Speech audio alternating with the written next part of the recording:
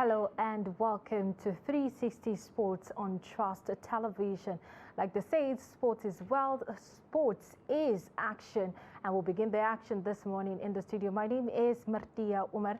And of course, I'm being joined by our sport analyst this morning. We will be discussing the sports updates, events that occurred from last night and this morning, and then projections for the day, time permits. Thank you so much, Suleiman, for joining us. Good morning to everybody. It's always a pleasure to be here and talk about the sport that we all love. All right, so we all love sports, but if you don't, I think it's an avenue for you to start loving sports, because they say sports, if you love it, if you get to know it, you never ever want to depart from it. All right, let's get into action.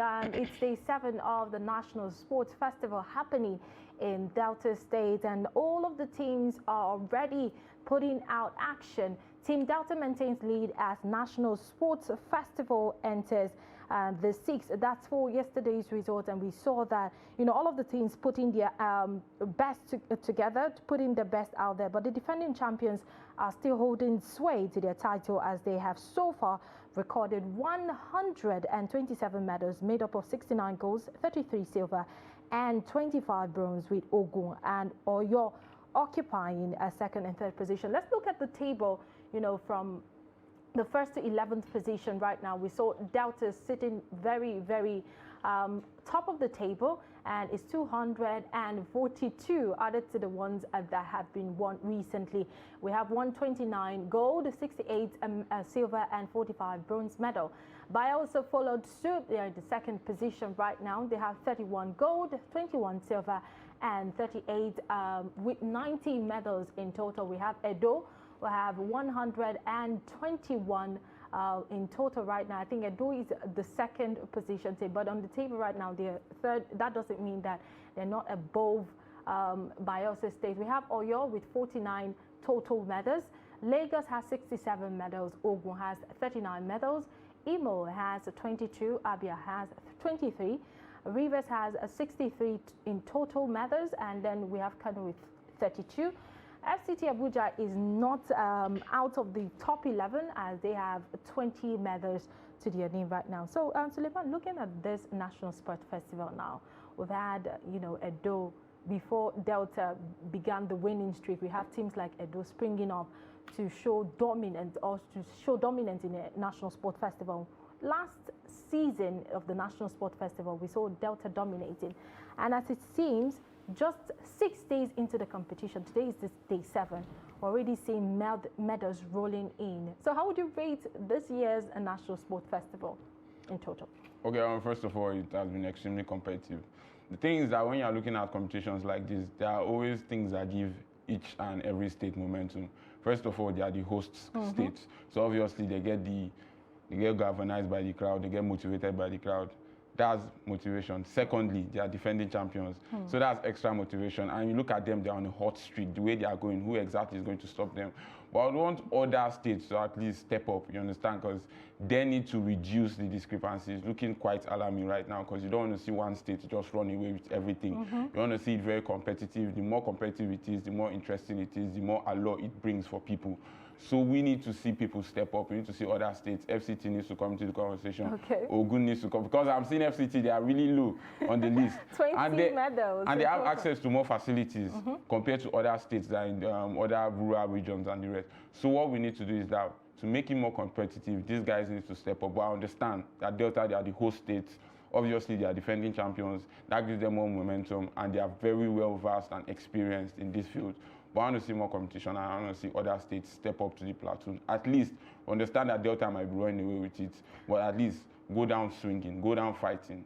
Don't go down as a sore loser and just leave Delta to win every single thing. Okay, now at the 21st National Sports Festival, we've seen 37 states, plus the FCT, of course, applying their trade in the National Sports Festival. Before the competition, we saw like a warning, a lot of teams churn out news, they churn out warnings to other teams that were coming out hurt.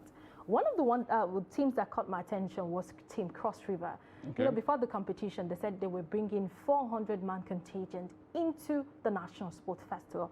As it stands right now, Cross River are on the 30th position of the log, and of course they have just one medal 7 days into the competition. Well, obviously you have to look at who exactly is responsible for recruiting personnel into their team.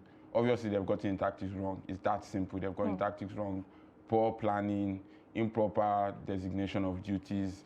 Maybe there's a possibility that up there in Cross River, they were not able to recruit the best talents. We know these kind of cases, we've seen it before. The best talents are not always selected, but the talents that are selected are the ones that are right in front of the faces of people selecting.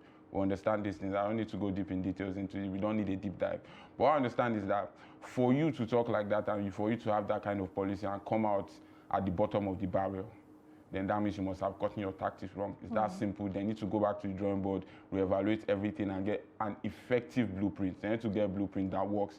At least don't embarrass yourself like that. You understand? You are not fighting for pride, but at least fight for dignity. Okay, we're talking about teams that have, or states rather, that have just one medal. Some states have not been able to record any medals since the start of the 21st National Sports Festival in Delta State. We have states like Zamfara, Yobe, Gombe, Borno, and Adamawa. They're yet to put any medal to their name, but we'll keep tabs and see what happens in the National Sports Festival. Also a warning that, before results are put there, they have to be verified. So we'll keep tabs and keep you updated on what's going on in Delta, the National Sports Festival, the 21st of its kind. Now let's move to the Nigerian Professional Football League. I'm talking about the women right now. The Nigerian Women Football League has come to play. We saw actions, we saw defending champions, the River Angels, come out to do what they know how to do best. But let's take a look at Group A results, as of course we've seen actions ongoing in the Nigerian Women Football League Premiership Day 2 results. We have Heartland Queens and Owerri. Heartland Queens, Owerri, and Delta Queens, of course, playing. It was two goals Queens to nothing. 2-0 rather. Delta Queens actually have that in their favor. And then Royal Queens of Warri and Niger Rattles Abuja had 1-0. It ended in the favor of Royal Queens of Warri. River Angels, of course, the defending champions, and Oshun Babes were in action. It ended in favor of River Angels. That match ended 2-1 in their favor. And we have Group B. FC Robo Lagos played a goalless with Nassau Amazons. It was 0-0. And then Ibom Agents and Abia Angels played, and it was 1-0 in favor of Ibom Angels. Edo Queens were in action with Confluence Queens. Confluence Queens were able to score a goal, and Edo Queens could not reply any of could not reply the goal. But looking at Group A now, Niger Rattles, it kind of caught my interest because we have a coach, Olowo Kere, who led the under-17 team to India, coming back with the bronze medal. Took over this, and the first match they had, it was a good one for them. Do you think that the Rattle Waves now has a chance in the Nigerian Women Football League? First of all, one thing, once a new coach comes into a team, you have to understand, is that a growing team or an established team? And what I can look from that team, they are a growing team. So the coach might need time to establish his own philosophy, ascertain, implement his blueprint into this team. He needs time to give these players an understanding of how he wants the team to work and how he wants the team to play. But that's the problem with the footballing world now. Coaches do not get the time that they need to actually work with. So hopefully, I hope we give him time. He has proven himself in India. We understand his capabilities. We know what he brings to the table, but he needs time to actually exhibit it to the footballing world at club level with the Nigerian women's team. So I want him to be given time. I don't think he'll be afforded that time, so he needs to work quick. But to implement your philosophy and team, your tactics on any team, you need time. That's just the thing. Okay, so now looking at the table now, River Angels, we've seen that they started on a very, very good start, and then we've seen them played about 2 matches already, and of course it's a win-win for them. Do you see them retaining this title at the end of the tournament? First of all, they are doing something really integral, which is building momentum. They are building momentum, they are building up the pace, and they have the motivation of being defending champions, so they want to retain this. So winning 2 matches out of their first 2 matches, that's 100% win rate. So to an extent, their philosophy or whatever they are using might be very, very effective, and it's working out for them. So there's a possibility. Fingers are still crossed. Anything can happen. This is football. But there's a huge possibility and there's a likelihood that they run away with it. Okay, moving from Nigeria, let's take a look at the Women's Champions League results for yesterday. The Women's Champions League are ongoing. I would say the likes of Chelsea, Arsenal, and Leicester City, of course, all the women playing their trade in that FA Women's League going on. We have Manchester United women. That's for the Women's League. I think we want to see the Women's Champions League, table.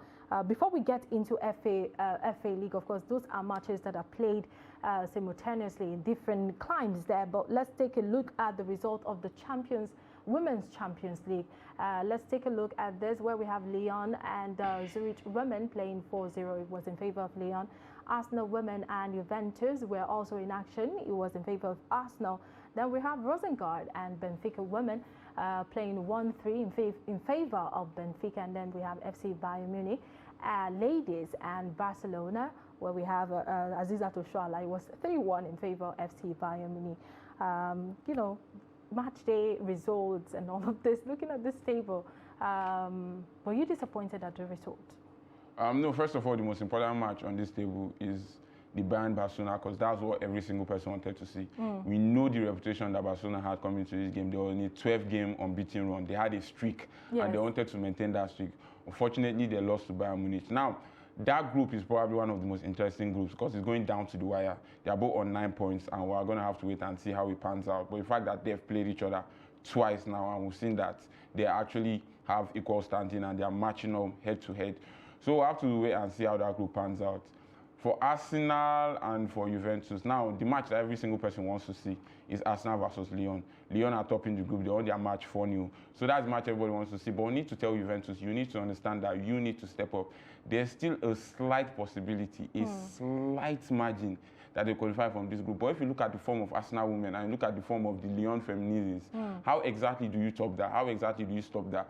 Lyon and Arsenal, they are looking like they're in very good form. It's going to go down to the wire. But let's see. But to be honest, from my perspective, my own estimation, I feel that Lyon are going to top the group. Arsenal will finish second, and I feel Juventus might just miss out and finish third.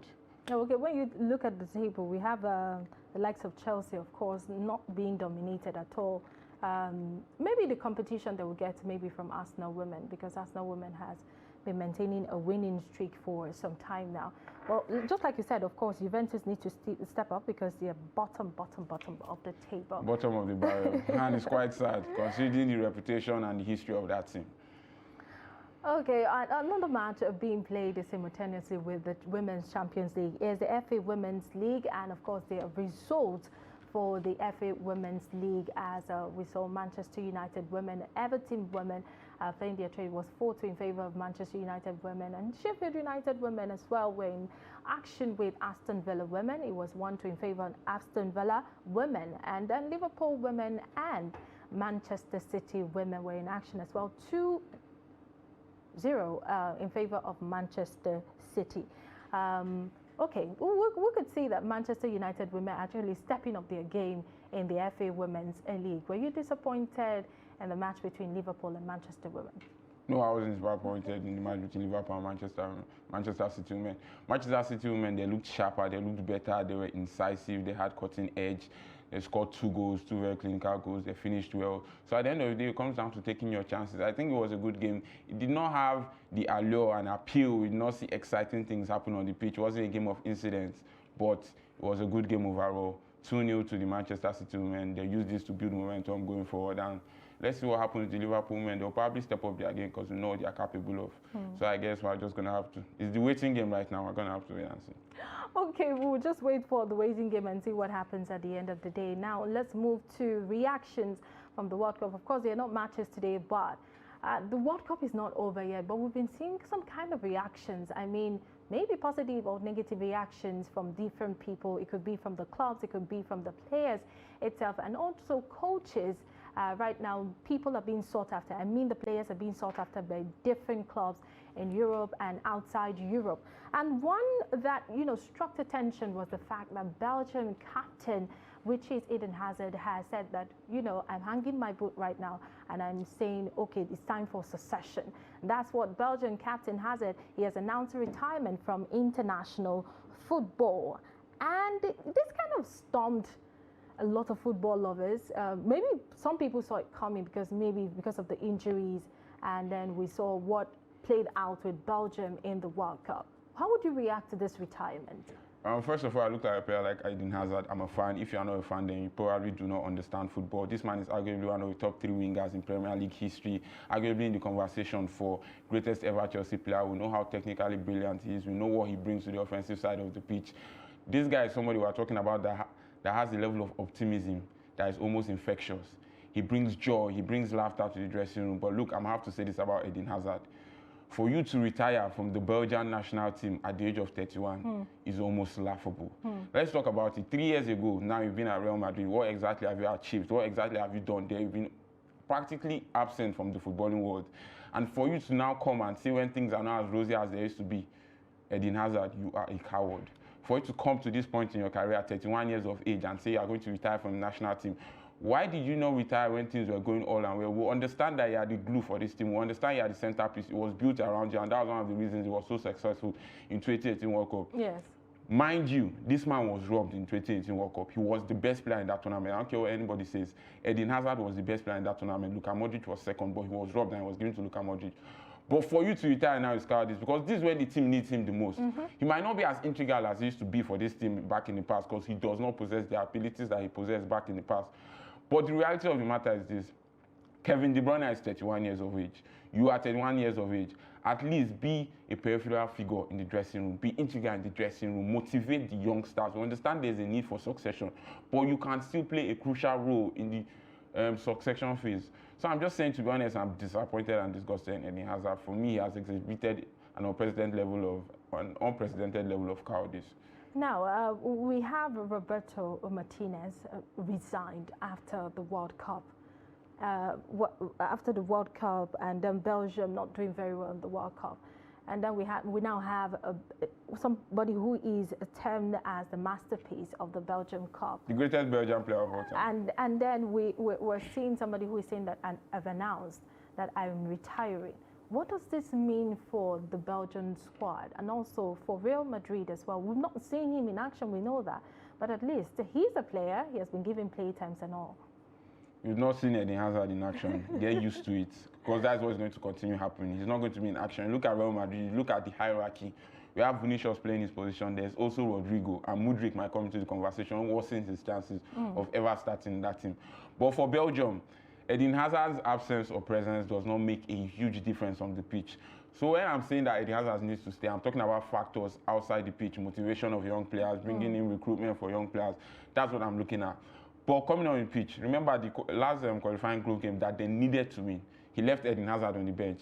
Martinez leaving, I understand that he's taking this team as far as he can go, but this team are 11 players who are butlers. That's just the fact of the matter. They have never lived up to the expectations that we know they are capable of. It's that simple with Belgium. But I'm looking at this team talk, and Hazard is going to come into the equation. We're going to have Lukaku. I don't know where exactly he stands with this team. Batshuayi has not been having good form at club level. So this team, they need to understand that there's going to be a change of the guard. They are not going to be as feared as they used to be. They are not going to have the dominance in the group stages and qualifying phase as they used to be. There's not going to be an assurance that every single competition they are going to make it through because of the talent they possess on the pitch. That's the reality of Belgium now. They had their golden generation. It has come to pass. Let them get used to new proceedings. Okay, now I know we had this discussion before on 360 Sports about Belgium always doing well with FIFA rankings, and then right now we saw that, you know, one of the key players is out, and with their performance, they played 3 matches and they had to stop at the group game. Though one of the players said that, you know, they are not thinking that they will get to the finals of the World Cup, but they were hoping to get to the quarterfinals, and then it happened that they didn't even pass the group stage. Why would you rate Belgium now that this has happened? And of course, FIFA, of course, will come with their ratings right now. Would you be expecting any surprises? No, I don't think I'll be expecting any surprises. To be honest, what happened to them was a calamity. One thing you do not want for any team, national team or club team, you don't want leaks that they've been dressing room bust up between players. You never want it at any team, because it disrupts the unity, it breaks the confidence, and it ascertains a level of doubt within the team members. They will now start asking themselves, do we have mistrust here? Who exactly was the person that leaked the information? So you don't want them saying things like that. Their FIFA rankings might not be affected because they are still going to win games. They'll still probably win games. They don't win as well as they used to win before. Yes. They'll win friendlies. They'll have a good UEFA Nations League run. They'll probably qualify for Euros 2024. We know these things. But to an extent, rankings do not really matter. What matters is what you do on the pitch. But what makes those rankings, the indicators for those rankings are how well you perform on the pitch. And if they are performing well, then give them their rankings. Justifiably so, they deserve it. But for me, when it comes to World Cup and when it comes to Euros, it's not necessarily about rankings because we know that upsets can happen. We know that underdogs can win the favorite. So I don't think it changes their rankings. The only way it changes their rankings is if they have poor results. And we know the emergence of other teams. Brazil will probably top for the next 2-3 weeks, next 4 weeks after the World Cup. We know France will top. We know Portugal, they are doing really well. So for me, the rankings do not really matter. At least it boosts the confidence and it helps you with your bookmakers, ratings and all. But for me, rankings do not really matter. I just think that they are actually a team now in transition. The old guard are moving away, but they do not have the new talent. It's as simple as that. Okay, talking about another star now, we move to Yunus Musa. He is making the rounds after the World Cup. Of course, like I said, reactions during and after the World Cup really matters because everybody's eyes are open and they're waiting to see who performs better, clubs or club members that are performing well. Musa is in Valencia. He plays in Valencia right now, but Liverpool, Chelsea and Arsenal are keen on Valencia and United States midfielder Yunus Musa. This is somebody who has really performed well in the group stage. And of course, we saw him we've seen him perform in Valencia. He has been, let's say, top of his game. He's young, he has the energy, he has the pace. And we saw that display in the World Cup. Now, Liverpool, Chelsea and Arsenal, and there have been rumors that AC Milan, or Inter Milan rather, will be amongst this club that will be chasing after Yunus Musa. What would be his right choice? Should he leave Valencia? Because we know that Valencia has put a pen to him till 2026. So for me, first of all, before any transfer dealing happens with any player, you need to look at the profile of the player. Now I look at this guy exactly. I've always said that he's technically brilliant. I've never questioned that. What I've questioned is his stamina, how aggressive he is on the pitch, how strong he is on the pitch. He exhibited how strong he is on the pitch and his stamina. Yunus did that in the World Cup. I'm not going to question that. But what he did not do in the World Cup is show me that technicality that I've seen with Valencia. Now let's look at it. I know that the Arsenal rumors are valid. Inter Milan rumors are very, very valid. But I don't think, they say that before you leave a team, you need to establish a level of dominance in your position in that team before leaving that team. He's 20 years of age, he's still improving, he's still growing. Now, one of the reasons why I enjoy him being at Valencia is that last season he was played out of position, he was played on the wing. He has finally gotten the position he wants, which is midfield in the Valencia team now. And Valencia, they're one of those teams that actually go up and down, stifle down Champions League places and Europa League places. They always fluctuate. I feel that's the best place for him now. But there's a story with Arsenal. Now you look at Arsenal, Xhaka's deal is expiring in 2024. There might be a feeling for them. El Neni's deal is expiring in 2023. So there might be a position for him to come and occupy at Arsenal. And I don't think he can say no to Arsenal. If you look at the history behind it, he trained at Arsenal, he played with their academy. And look at Arteta. Arteta might build a very formidable relationship with Arsenal. And the question with Arsenal right now is that, can Xhaka carry on this workload alone? What happens when Xhaka gets injured? He can actually fill up that bowl, but I still feel he's growing. And with Inter Milan, you look at Barella is there, he's 28. You look at 24, you look at Chanelolu, he's 28. Mkhitaryan is also there. So I believe that he might probably get more minutes at Arsenal. But I don't think it's the right deal for him. I would love him to stay at least one more season at Valencia and prove himself and probably get more suitors. But I just don't think he has it in him to tell Arsenal no. If they come all guns blazing, I don't think he can tell Arsenal no. Okay, right now that you talked about dominance, he has to, earmark some kind of position for himself. He has to create more buzz around his name for himself, to be honest. Yes, because Yunus Musa, I think a lot of people didn't keep a close tab on him until he came into the World Cup. Lots of Africans have been introduced. The World Cup is a continent, it's an international. It's a global stage, it's an international showpiece, and everybody is just scouting for the best and the best. Now that, he said you have more suitors, isn't it the right time for him to actually take advantage of this or probably play in another league entirely? Okay, first of all, can he handle the pressure? That's the question. Because when he goes to But Arsenal, do you think that the English Premier League is put a lot of pressure on players than any other league? Yeah, they put more pressure on players, definitely, because he's coming into a league, and Arsenal are probably title contenders. So every single person they buy now, there's going to be the spotlight on them. People are going to say, how exactly is this guy going to improve the team? And trust me, the British media will butcher him if he messes up. And mentally, I don't think he's ready for that. He might be overwhelmed by so much criticism. So I just personally feel it's best for him. I know deep in my heart that he cannot tell Arsenal no if Arsenal complains. I know he cannot tell Arsenal no. But if I was his advisor, if I could actually tell him something within his ears and say, you need to stay at Valencia at least to prove yourself more before you go sign with Arsenal. Okay, I don't think nobody is butchering anybody here, but it's just a way of people reacting to how a player performs in a competition. But thank you so much. It's been a brutal analysis this morning. Thank you for coming. It's always fun and pleasure to be at. All right, thank you so much for being a part of 360 Sports. We'll see you again in a bit. 5:30 p.m. will be the time where we'll come back again. Thank you so much for being a part of it. Bye for now.